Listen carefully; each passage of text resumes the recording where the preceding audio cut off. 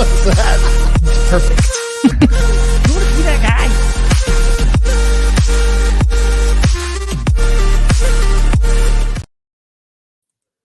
Wow. Also, wow. And Hump you're day.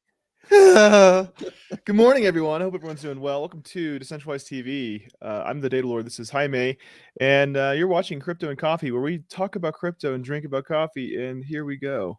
That's right. The big question is, hump day.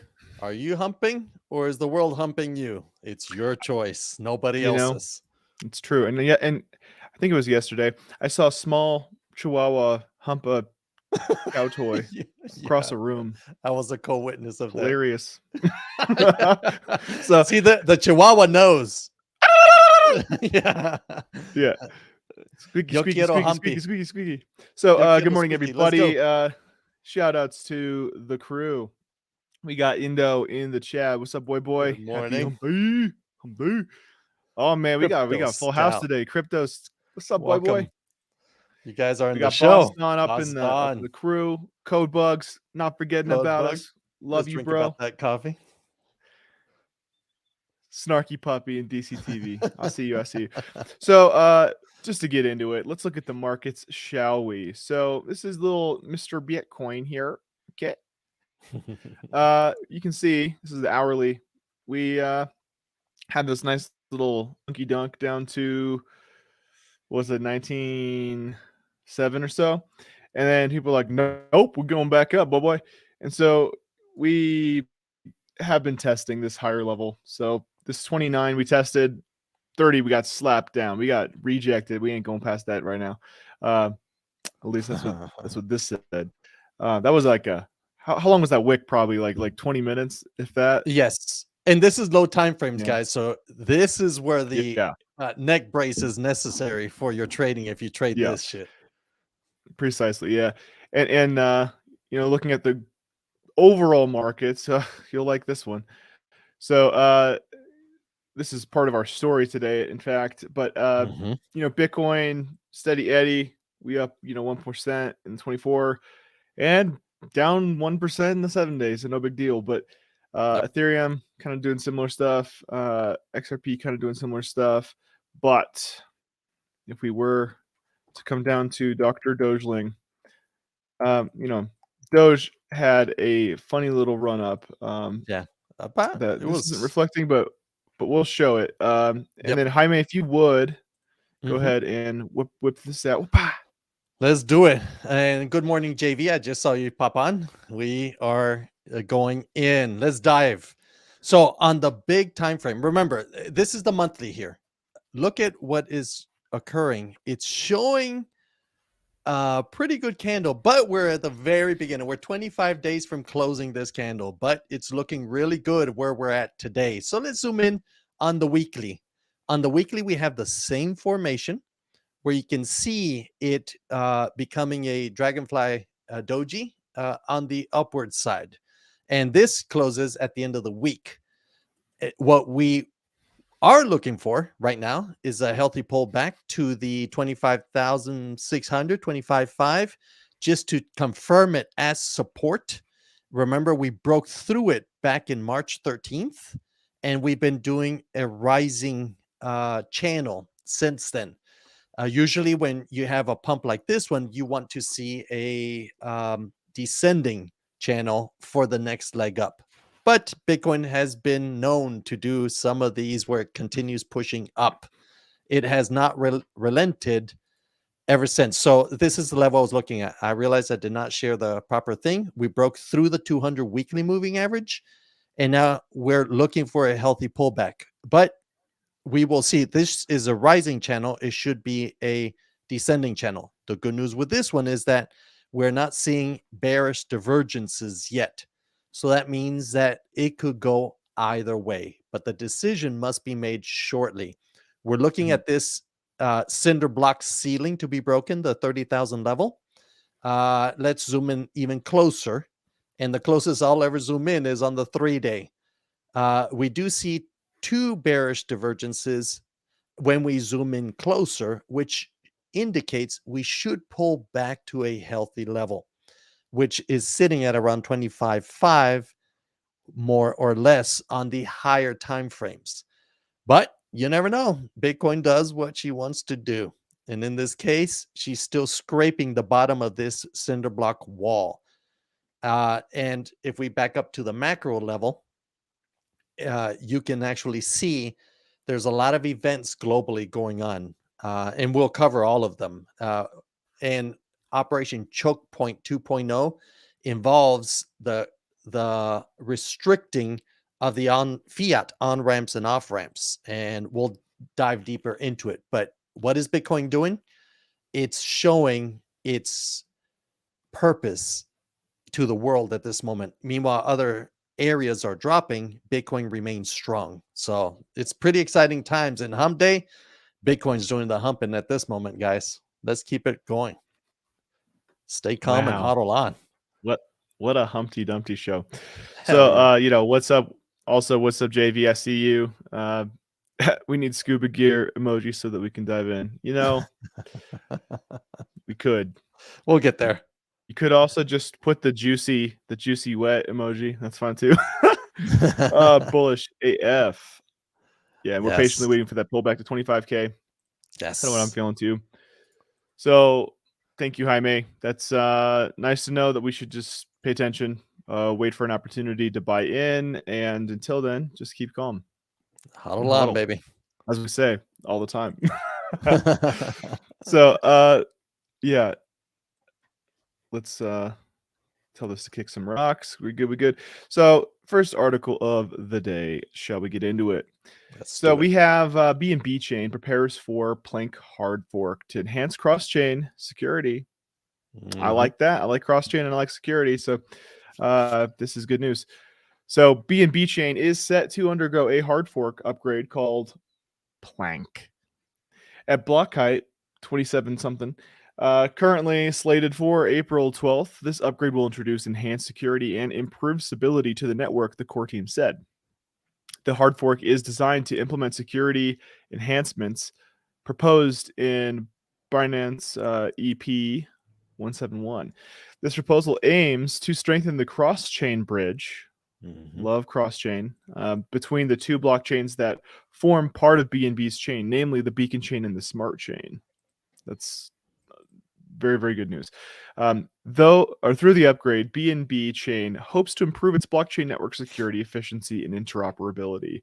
And a lot of people have had questions about Binance being secure or not. And so they're just doubling down on that. They're like, we're going to just in good faith build to show you that we are trying to improve the security as much as possible. In the late 2022, BNB Chain fell victim to a major hack, which was traced back to a flaw in the IAVL proof verification mechanism. The security mechanism safeguards the cross-chain bridge, allowing users to transfer assets between BNB Smart Chain and BNB Beacon Chain and other networks. The upcoming Plank upgrade will involve a migration from the vulnerable IAVL proof verification to the more secure bridge security mechanism called ICS 23 specification.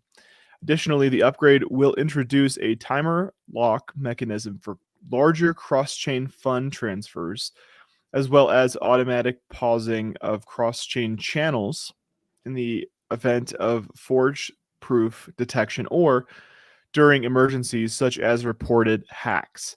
These measures aim to bolster the security of the BNB chain network and better protect user funds against potential attacks. To ensure a smooth transition to the upcoming Plank upgrade, the BNB Chain core team has called on stakeholders to prepare accordingly. In particular, full node operators will have been told to download and compile the latest software to enable the hard fork. So that's good news because Binance is clearly taking security seriously, and this will affect end user experience as well. So love to see that good faith on Binance there. Yep. And they learn from the hacks and everything and act on it. That's been their that's been their MO since the beginning. I mean, you have to get out there and fail, but when you fail, just pivot quickly. Like, make sure you patch the hole in the boat. Don't just be like, yeah, we have a hole in the boat, no big deal. It's like, no, your boat will sink. That's right. Fast too. If you've ever played Sea of Thieves, you know. Oh goodness, I'm terrible in that game. By the way, I just go around sinking other people's ships. I don't even like go treasure hunting. I just ruin people's day. Anyways, that's a confession, if anything, on this Christian Holy Week. But so Jaime probably wants to talk about this one. Interested to hear Jaime's comments. So this is breaking to this morning. MicroStrategy acquires another 1,045 Bitcoin, bringing total holdings to 140,000. 140,000 Bitcoin. You believe that?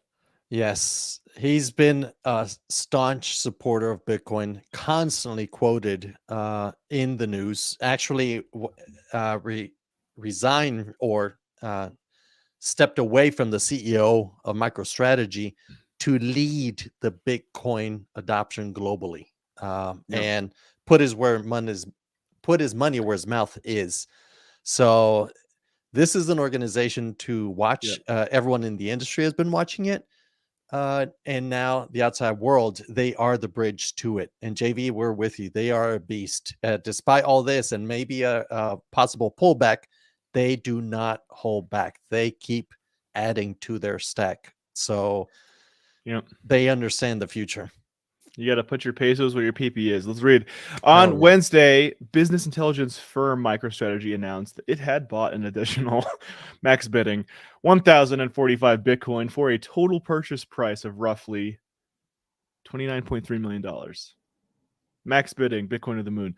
According to a recent filing with the United States Securities and Exchange Commission, the new acquisition was made between March 24th and April 4th, which means some of those were probably bought on April Fool's Day, which is hilarious. At an average price of $28,016 per coin. This recent haul brings the company's Bitcoin vault to an astounding 140,000 coins. Let's go. Those coins were acquired at an aggregate purchase price of approximately 4.17 billion. The company's average purchase price now stands at 29,803 per Bitcoin. Not bad, not bad. Especially once we hit these six-figure Bitcoin prices, you'll for sure look back at this and be like, wow, goodbye. That was a smart purchase. They're in the billions already. Yeah. Well, I mean, this number, when Bitcoin is valued at more. Correct. So when we hit that 6-digit, they're already in the billions worth of Bitcoin. Oh, sure. Yeah. You can only imagine what is going to happen. Trillions. Yes, guys. So pay attention. That's all I'm saying. The bellwether cryptocurrency is currently trading at 28,564 on the Bitstamp exchange, which means MicroStrategy is yet to break even after facing massive losses in 2022 due to the bear market. Guys, no, it's paper losses. They did not actually have losses. They were upside down. Is one Bitcoin. Yeah, exactly. So if they would have sold, yes, they would have had the massive losses. As reported by You Today, the company also announced 150 million Bitcoin purchase in late March. MicroStrategy has been a key player in the corporate adoption of the flagship cryptocurrency, which is with its initial investment in the cryptocurrency in August 2020. Since then, the company has continued to expand its Bitcoin holdings, making it the largest corporate holder of digital asset. I think it means the digital asset, but it's fine. Digital asset's cool. Jaime, what's your feel on that? I mean, if you think about it, it is risky, but they got balls of steel, these guys, in terms of they understand why this is a very good hedge against what's happening globally. Like, for those of you that haven't kept up with the news, they're wagging the dogs with other UFOs and disasters all over the place. Bitcoin is a fantastic hedge because it's transportable. All the qualities that gold. Good luck getting through any borders with gold in your pockets, or if someone else is custodying your gold, not your keys, not your gold either. So if you have gold at home, it's the same thing as having Bitcoin, which is transportable and it cannot be confiscated unless you give up your keys. Right. So in this case, they are clearly seeing MicroStrategy and a few other corporates are hedging against what's actually happening with the dollar bricks globally. It may be also the inflation. There's so many factors globally that they are not only are they well invested in the fiat, but now they have a backup plan if things go really south, and Right. Bitcoin is that answer. So plan B is Bitcoin. So Right. well done. And keep in mind too, you can only fit so much gold in your prison pocket. You can Yes. fit a lot of Bitcoin in your prison pocket. So, and Or it can be shove it up your ass comfortable in and the covered cold in storage. latex. So, Hell keep that yeah. in mind. Hell yeah. They did good. I'm Uh, telling you. If you remember those 24 phrases, you're good. You can break that cold doesn't storage even and have to go into your prison pocket. Think about no, no, that. just don't get your brain mashed up. So let's get into the headliner. Doge of the Moon, right? Yeah, they Hell hating. yeah. They hating. They hating. So Musk asked courts to dismiss 258 billion Doge racketeering lawsuit. Who are these people? Why are they like that? Do they look in the mirror and they're just like, Bitter. man, are you done overeating, oversleeping, and overspending? Let me know when you're done, buddy. And I'm sure they're just not proud of themselves, and so they go after Elon Musk because they want to kiss him on the cheek. They have a crush on him. So the lawyers argued that the lawsuit is based on innocuous, often silly tweets. Oh, this is silly. Nah. Made by Musk over the years, and thus holds no merit in court. So let's read this. Elon Musk's lawyers have filed a motion to dismiss the 258 billion racketeering lawsuit related to his tweets and mentions of Dogecoin. The lawyers argued that the lawsuit is based on innocuous and often silly tweets. We all know and love them, made by Musk over the years, and thus holds no merit in court. Musk's lawyers added that the plaintiffs have not explained how Musk intended to defraud anyone, or what risks he concealed through the tweets. And in my opinion, Musk was intentionally all this time poking fun. He's like, what's this? He's probably sitting with his lawyers, takes a big old drink of coffee, and he's like, guys, I want to mess with the SEC and a bunch of courts. What's the closest I can get to make them lose their minds and have no grounds at all? That's my guess. It's conjecture, but having seen how Musk talks about this stuff, I'm not shocked if that is exactly the situation. He's just trolling them to see your magic has no power here. He's Is the Gandalf ultimate like troll that. of the government and a lot of the stuff going around. He's good. He's fun to So, watch. so let's read this. So the lawyers stated there's nothing unlawful about tweeting words of support for funny pictures about a legitimate cryptocurrency that continues to hold a market cap of nearly $10 billion. Oh, man. They also rejected the plaintiff's claim that Doge is a security in the filing. The judge has yet to make a decision on the matter. The fact that Doge is in court, I'm loving this so much. Like some guy forked Litecoin at some point because he's like, hey, I'd like it if we had a cryptocurrency where when people help out on Reddit, we could tip them. Cool. That somehow, as a meme coin, not meant to be taken serious at all, catches a crap ton of traction and gets to the point that the courts are talking about racketeering. Like, it's just that's good. It's clearly you see the intent. Anything to do with crypto, you're seeing lawsuits. And what does Elon do? He actually changes the Twitter logo back to Doge. Poke, Like, poke, all right, poke. motherfuckers, come here. Let's go. The lawsuit accused Musk of promoting a pyramid scheme and intentionally driving up the price of Doge before it crashed, despite knowing that it had no intrinsic value. The investors claimed that Musk and the Dogecoin Foundation profited from the scheme to the tune of billions. According to the lawsuit, Musk is and has been fully aware, and his tweets would have an impact on Dogecoin's price, market cap, and trading volume. It further states that every such endorsement has caused millions of people to invest their money in the meme coin.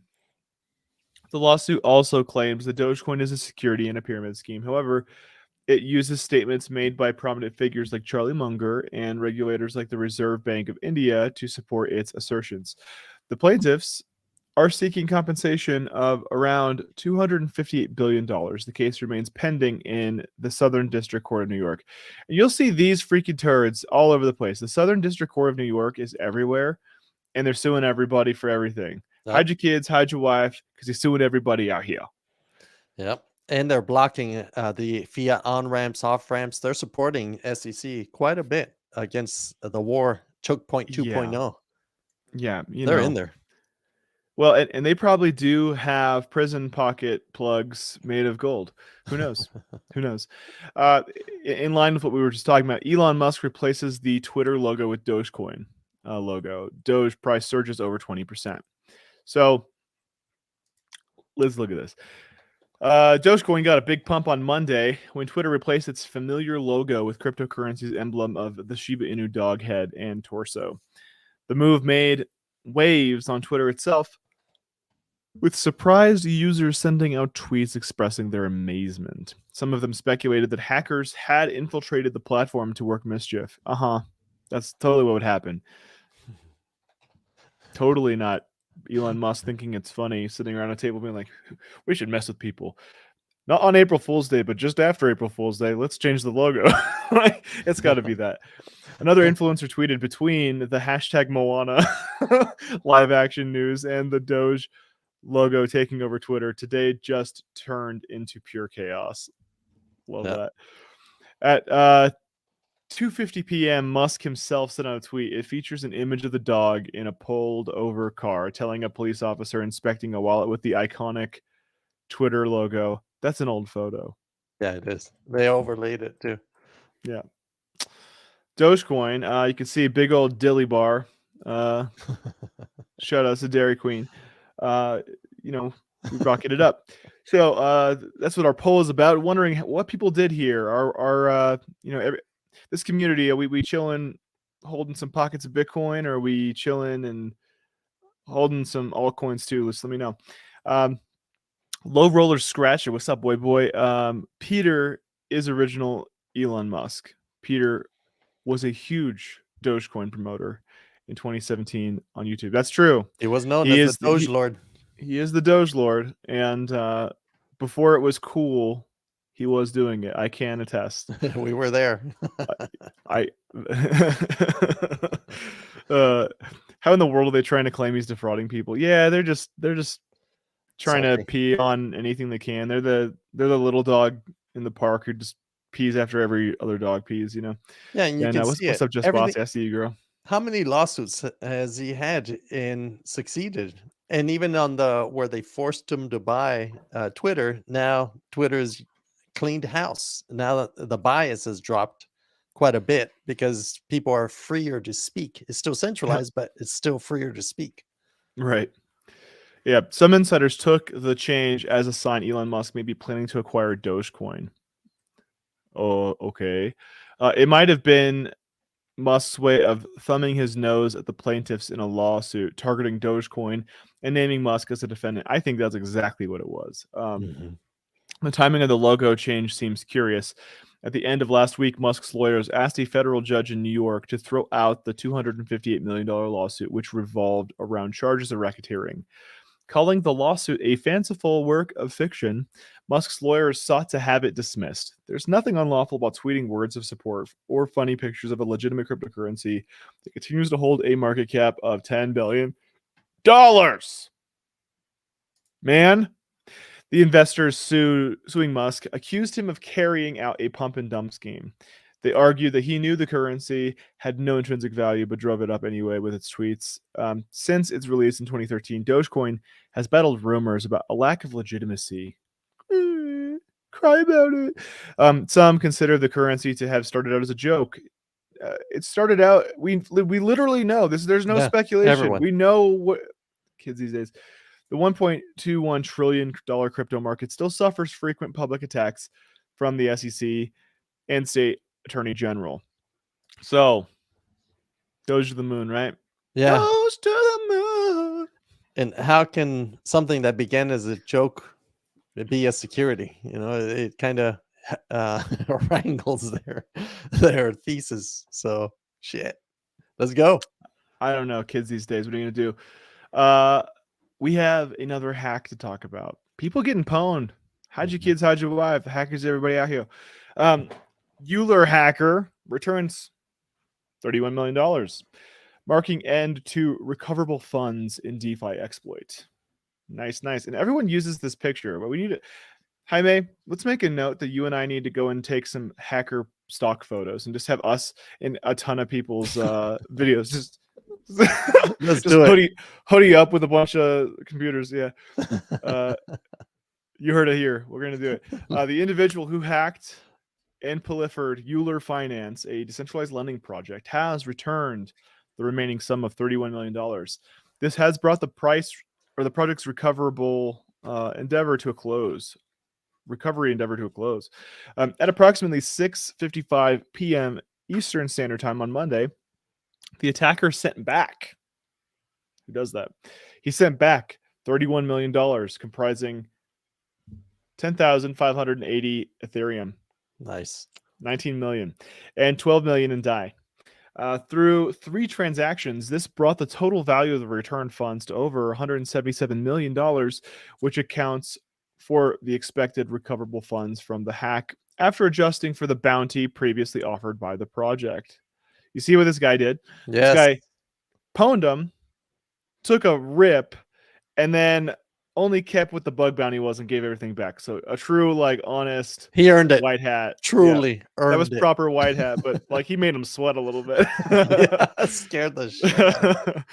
Euler Labs, the developer behind the affected project, confirmed the successful recovery in a recent Twitter post stating, following successful negotiations, all the recoverable funds taken from the Euler protocol on March 13th have now been successfully returned by the exploiter. The return of these funds marks a rare instance. This is weird, by the way, of positive resolution in the DeFi space, right? Where large-scale hacks have been increasingly common. On March 13th, Euler Finance was subject to a complex attack that leveraged flash loans, causing a $197 million worth of crypto assets. To retrieve the stolen funds, Euler Finance offered the attacker a 10% bounty worth $19.7 million, with a warning to initiate a $1 million reward for information on the attacker if the remaining 90% of the funds were not returned. Do you see that? Yeah. This is like an old-fashioned Western where they're both like holding pistols to each other and like, you know, whipping their pistols back and forth, and they're like, who's gonna shoot first, right? But here's the beauty. You can only imagine when word gets out on who did this. This person, he or she, will be a legend because they actually earned their own value, returned, and earned their white cap. Hack. They can get any job they want in this industry because they've shown their stars, their stripes. Right. You've proven that Yep. you are the Pied Piper. You can get the rats to dance. On March 13th, we already read that part here. Despite initial doubts when the hacker laundered $1.8 million through the crypto mixer Tornado Cash, 3 days after the attack, the recovery process began with a return of $5.4 million to Euler. Okay, so initial doubts. So this hacker, just to make sure no one could trace it back to the hacker, threw their money through a mixer. That way it couldn't be traced back to a specific identity with history. And then still made good on the process. So that's cool. Over the following days, the hacker continued to return funds at variable intervals. They returned the most significant tranche of $102 million in ETH. On 28th of March, the hacker sent a series of on-chain messages to the address using the input data to share messages with the public. In these messages, the attacker said, sorry, and promised to return the remaining funds as soon as possible. That's cool. So heartwarming, but also keep like this cat could have just thrown that through Tornado Cash and been like, bye-bye. I'm out. You know? Yeah. So, but in this case, they cleared it. They earned this money now. Right. So this was the best outcome. Yeah. Let's see here. We got some homies hanging out in the chat here. Gundy says, "Yo, what's up, Crypto Nation? Happy Wednesday, Humpty." Yeah, rise and grind, baby. Crypto Scout, giving shout outs to the boy. And then, yeah, we're loving the volatility. Yes. We got security memes. So, question: what about all the crypto billionaires getting mysteriously unalived? It's been a That's a good shit ton of them. question. It's been a That's a good ton of question. them. And Who going knows? out for a swim, never coming back, or getting on a helicopter, never coming back. It's like, it is sus. Like, It's sus. yeah, I learned that from my kid. What a nice understatement you've made. It's just too It's much shady coincidence. AF is what it is. Hell yeah. Hell yeah. And Yeah. you kind of wonder, is this an organization doing this? Is this organized, or is this random No. copycats? What the hell is It's it? my gut says it's political. It's if someone gets in your way, you take them out. But who knows? Who knows? Who knows? Who knows? Only God could judge me. That should scare you. Let's keep going. Dogecoin started last 2 bull runs. David Goldstein says after Doge's impressive rise. So let's look at this. So cryptocurrency influencer and creator of Ghosting Media, David Goldstein, took to Twitter to comment on the sudden rocketeering, not racketeering. Yikes, different conversation of the Dogecoin price after Elon Musk surprised the community with the crypto Twitter by replacing the Bluebird with that of DOGE. It's still replaced. I just Le refreshed. Doge. Le Doge. I'm only paying in Doge. The crypto entrepreneur rejoiced after the original meme coin printed a massive green candle, rising around 30% within a single hour. That's what I was asking. Did anyone cap those profits? Because you should know Musk's going to do that. At some point, he's going to say something. And the question is, do you have a pocket just to dunk it? Because it's going to keep happening, I think. Not financial advice, and never invest more than you're willing to lose. Within a single hour after the new Twitter boss, Elon Musk, finally, it seems, began integrating Dogecoin on the social media platform, the Doge logo has replaced that of the iconic Bluebird, apparently expecting Musk to add the meme coin as an option for conducting micropayments and tipping on Twitter. Goshin stated that he will only be paying in Doge and will embrace the memes. He tweeted that the social media platform that Musk bought for $44 billion last October has more than 400 million users. 20% beginning to use Doge for transactions on Twitter would already be a win for the industry. It would. And that's our whole goal here. All we're trying to do is increase crypto adoption. We're trying to make it so people can have peer-to-peer and not have middlemen. That's the goal. And even if it's with something silly like Doge, I don't care what the means of adoption are. That's cool. Yep. Doge has low transaction fees and it moves quick. That's why people have used it for a while now, right? It actually is good tech despite the meme on it, right? So Gushin also reminded the crypto community that Dogecoin started the 2 previous bull runs. That's true. He's a well-known supporter for meme coins. In tweets, Goshin has said many times that he holds large bags of Doge and Shiba Inu. Yeah, I don't know about the Shiba Inu one. I know you can make money off it, but we'll talk It's a about that me later. too. Yeah. I We'll see talk it as about it me later. too. Yeah. I don't like that you bury bones. Quit burying dogs. I don't like that. I don't like. I read your white paper. I don't like it. He is looking forward to SHIB, or ways to be with a T, hitting 0.01 in order to dump all his SHIB in. Maybe even unlikely though, deleting his Twitter account. Yeah, probably not. Yeah. So the point here is it pumped and it did cause the last bull run. So I mean, Jaime, what do you think? Do you think if Doge pumps, that'll get us out of this bear market? Yes, but remember the last time when Elon jumped in, it was the apex of the bull run. So be careful with the timing. Don't buy and hodl. Do use this one as a trade opportunity. But Right. I think we're past the bottom of Doge unless we have a nice pullback. Then at that point I'd re-enter. But right now it's too risky to enter at the last minute. But if you use it for daily transactions, why not? Just get in there and pay.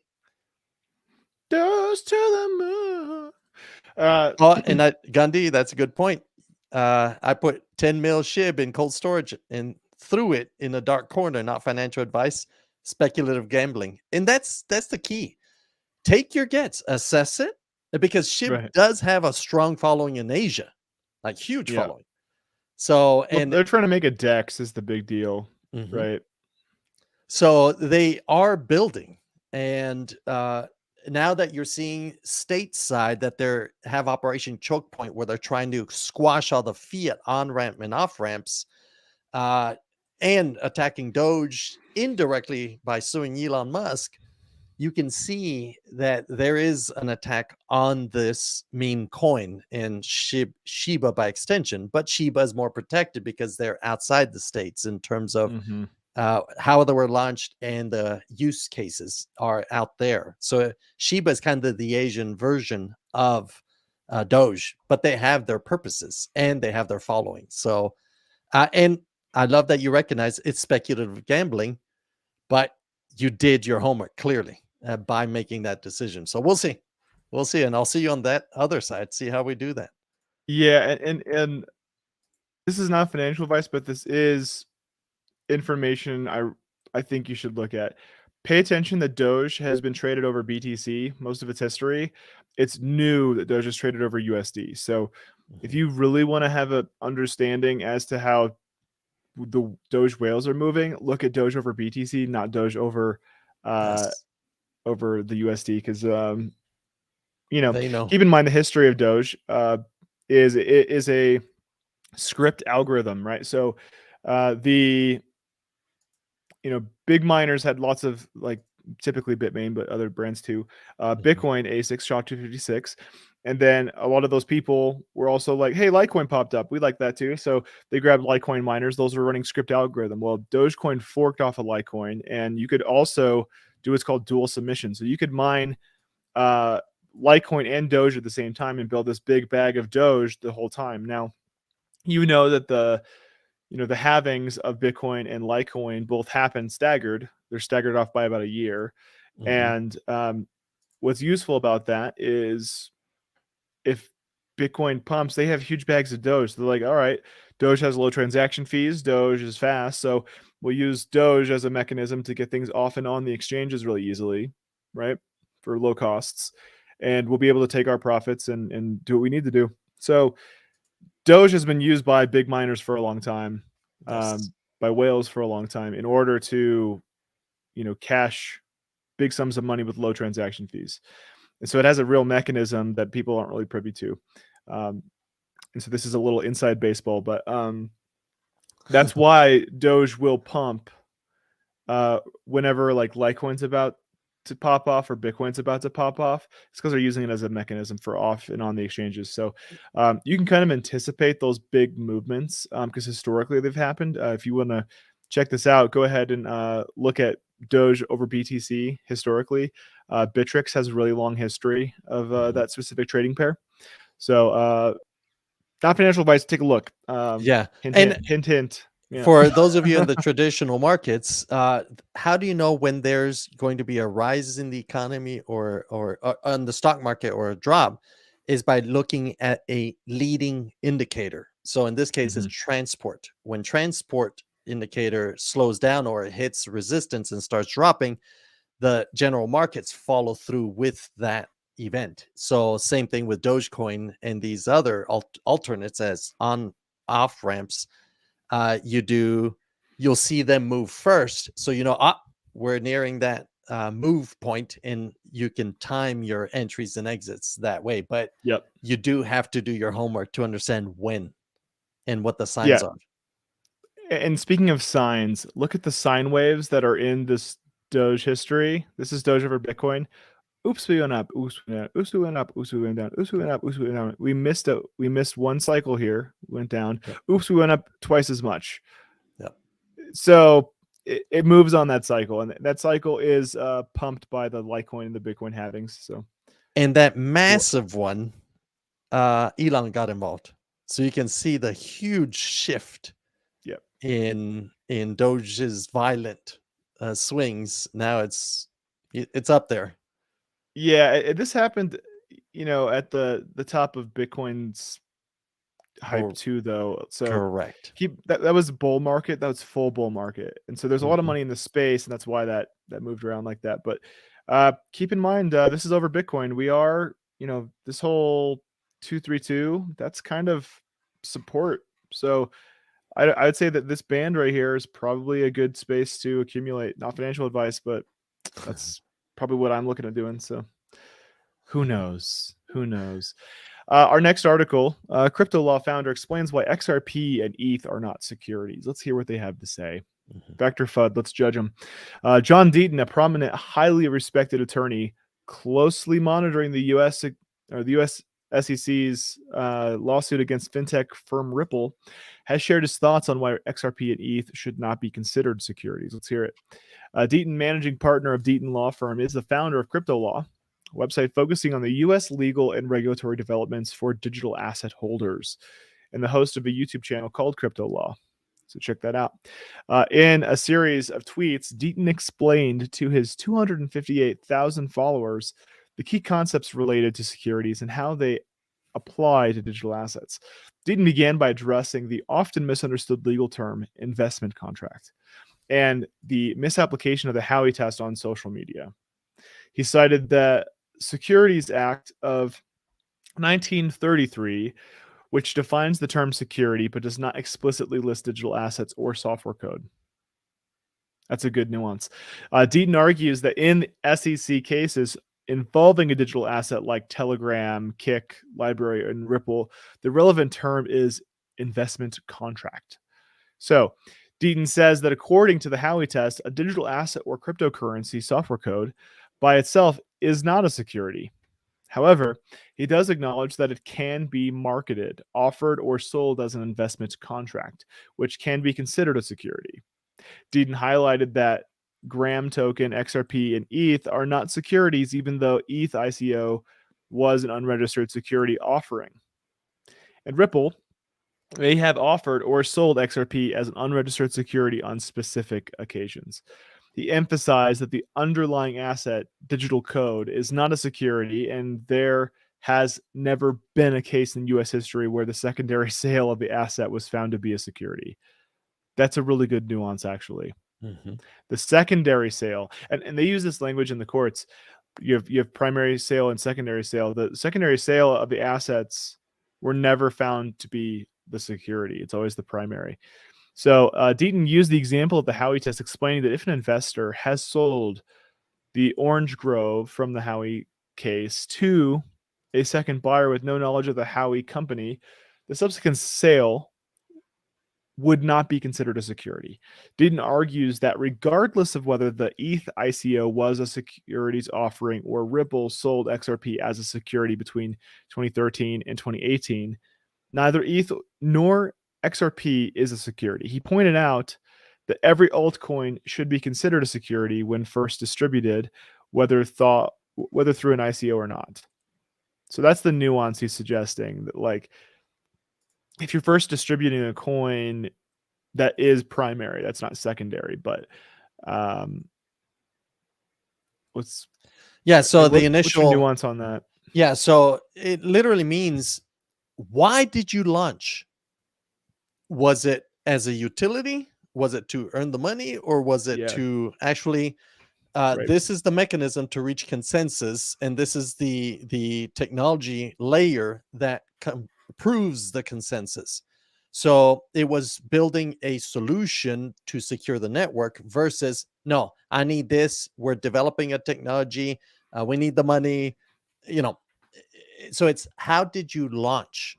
What was the intent of the launch? It's very different versus a security.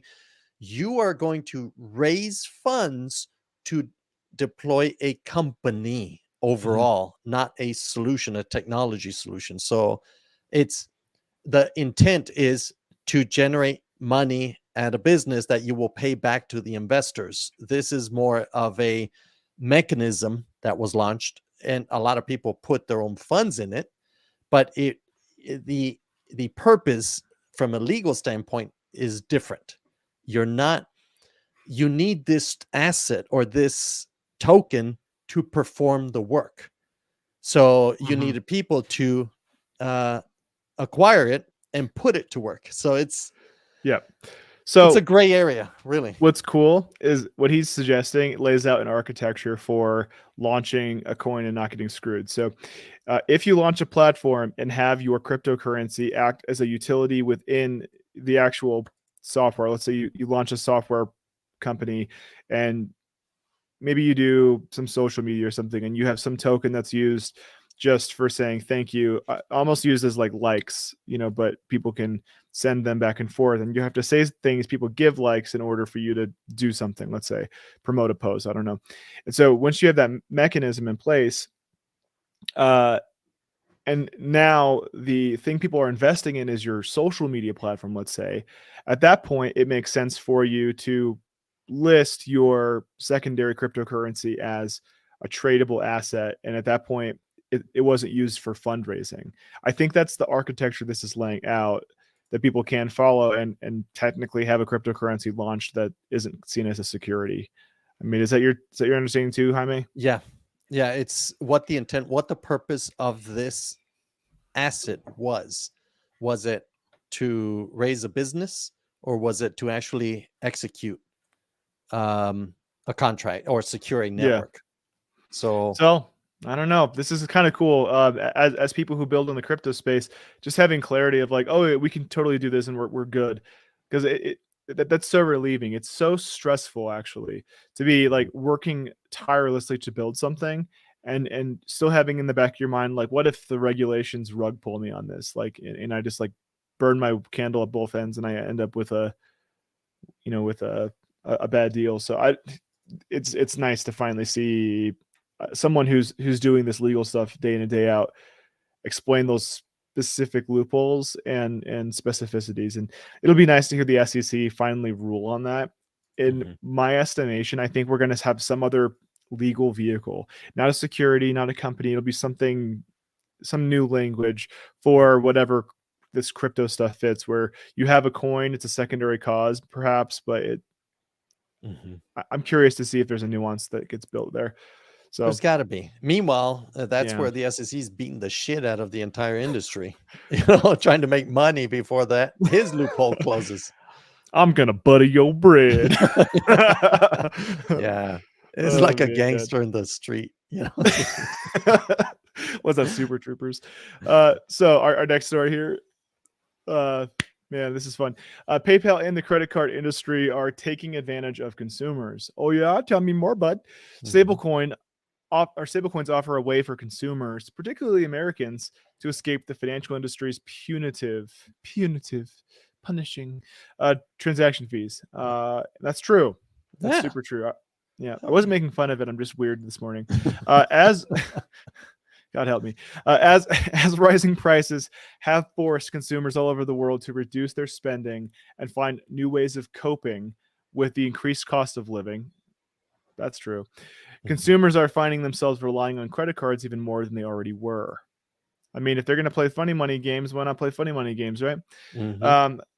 People think that way. More Americans are unable to pay their credit card bills in full at the end of the month, with 46% of credit card holders carrying a month-to-month debt, up from 39% in 2022.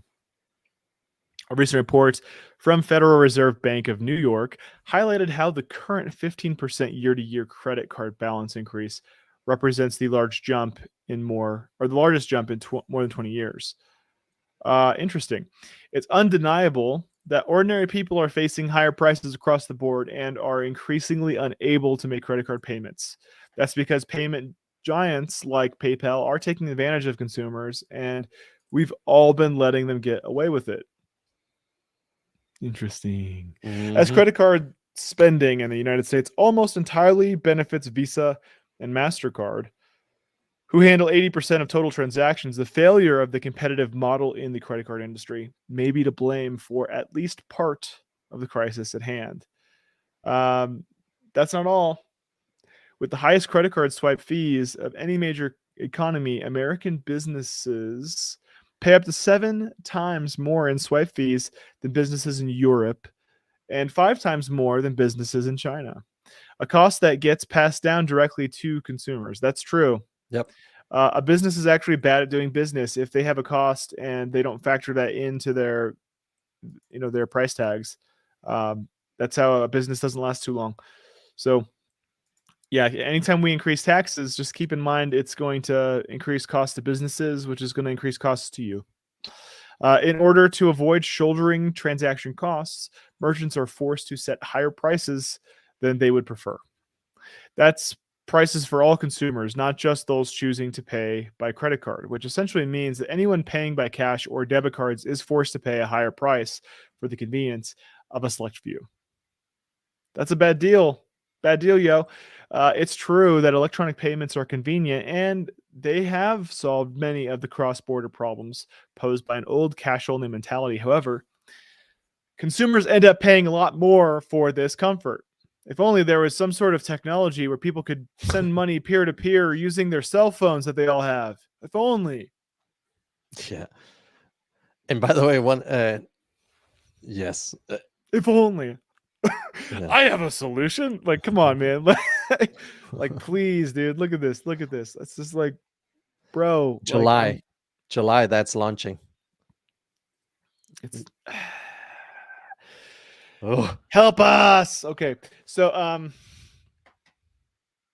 it's true that electronic payments are convenient. They've solved many cross-border problems posed by an old cash-only mentality. However, consumers end up paying a lot more for this comfort than they might have been led to believe, and they might not even know it. In 2023, the technology at our disposal is so advanced that centralized services imposing limits on merchants or customers' rights to send and spend simply shouldn't exist. And that's what we're saying too. That's why we are here Monday, Wednesday, Friday. We're talking about this stuff because we already have solutions for tons of these crises and people just aren't implementing them.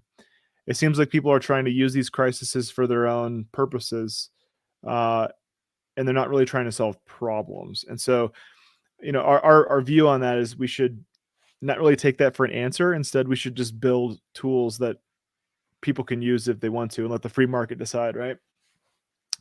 So in 2023, technology at our disposal is so advanced. So why, in today's world, should anyone be forced to use a centralized service that's specifically designed to take such a big cut from their purchases? Yeah, let's ask that question, huh? Yeah. By replacing old systems and traditional payment providers, which serve the greater monopoly rather than hardworking ordinary people. Distributed solutions can save consumers and merchants more money. In order to do this in a safe and transparent fashion, however, volatility cannot be a part of the equation, which means traditional cryptocurrencies cannot be the answer. But stable coins could be. If only there was a stable coin at some point that was backed by gold instead of bricks backed by gold. They've tried. If only. If only their names wasn't Algorand. Stable coins are specifically designed for price continuity. As the name suggests, their value is directly tied or pegged, nice, to a stable reserve asset like a precious metal or the US dollar. So their price is ultimately fixed. By allowing for real-time payments over blockchain networks, they offer faster and more efficient money movement than their fiat counterparts, with a more concrete value proposition for everyday use. Duh. They represent a more effective alternative to more highly volatile cryptocurrencies. Good point. But with some stablecoins going as far as offering 99% cheaper fees for consumers and merchants compared to what the current global payment solutions offer, they also represent a good way out of our dependency on credit cards as a whole. Mm-hmm. How you liking how that sounds, Jaime? It is a way out, guys. Debt. We cannot build a future for our children and families on debt. You just can't. Well, the Federal Reserve disagrees. Print that money, baby. Print that money. So, sorry. In 2021 speech, the Federal Reserve Federal Reserve. Let's talk about that. Vice Chairman for Supervision, Randall Quarles, invited us to not fear stablecoins as their potential benefits should be taken into strong account, and the possibility that a US dollar stablecoin might support the role of the dollar in the global economy. And they're talking about CBDCs here. They're hinting about that. Mm-hmm. That's what they're saying here. It's fine if it's a stablecoin that's decentralized, right? I don't mind that. If there's a third party that has proper audits on them and they actually have like cash reserves and they offer one-to-one token to cash, like that's fine. What I'm not good with is the centralization of power. That's what I'm not good with, right? And this Uh, is what the Fed coin will yeah. do. They're like, come on, we'll just consolidate it. It's fine. Elsewhere in the world, things are moving in a similar direction. For example, the Digital Euro Association sees automated micropayments as a way for Europe to maintain its digital competitiveness. That's competition. Mhm. It's okay. The solution may be found in stablecoins themselves or in the mix between traditional finance structures and the innovations of Web3. And it could be easier to implement than we might think. So, yeah, the important thing to remember is that both merchants and consumers, sick of a system keeping them hostage, are desperate for innovation solutions or innovative. I can't use that word very often. Innovative solutions to a crisis that's been left unchecked for simply too long. To this end, the mainstream use of stablecoins as a means of payment does have the potential to save us from our dependency on the credit card industry's mommy milkers. I inserted that part, and even drive down gouged consumer prices. Their value proposition shouldn't be overlooked. What would it take to implement a cheaper and more efficient, straightforward way to conduct business? Are we resigned to letting ourselves be taken advantage of? If the answer is no, then stablecoins and other low-fee Web3 solutions may be where we need to start. What's your take on that, Jaime? This is the future. I mean, they're building in that direction. The key is who's going to control that. Yeah, Is it the government that seek your convenience, but at the same time, you're giving control to them on to right. block you, not block you, suspend you, not suspend you? Or do we go decentralized where there is no censorship or anything of that, where someone else can control it? So that's our choice. And that's where we have to be wise when we enter this type of system. Yeah. Let's keep holding. Let's keep hodling. Yeah. Keep Yeah. building. Baby. Yeah. Your I voice don't is know about shut. that. No, There it you isn't. are. Go. Hump day. Let's go.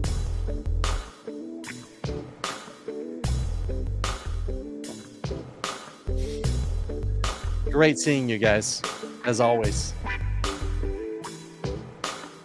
We will see you Conspiracy Friday. I'll get my tinfoil hat. I promise. Code bug.